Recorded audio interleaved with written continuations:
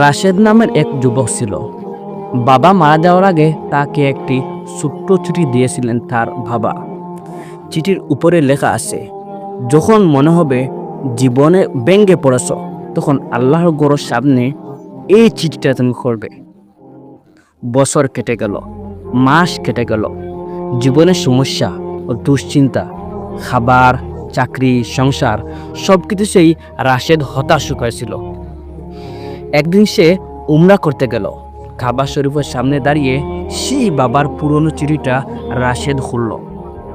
চিঠিতে সুন্দর করে লেখা আছে, রাশেদ, তুমি যেখানেই ভেঙে পড়ো, আল্লাহর ঘর তোমাকে আবার সুন্দর করে গড়ে তুলবে।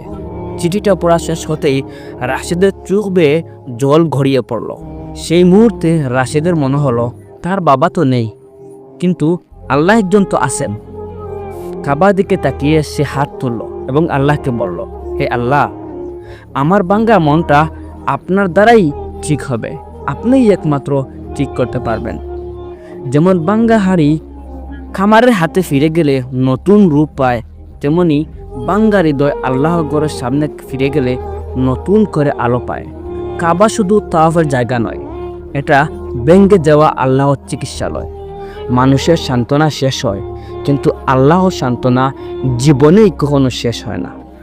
আল্লাহর কাছে ফিরে গেলে পুরনো গা নতুন শক্তিতে রূপ নেয়। জাযাকাল্লাহ।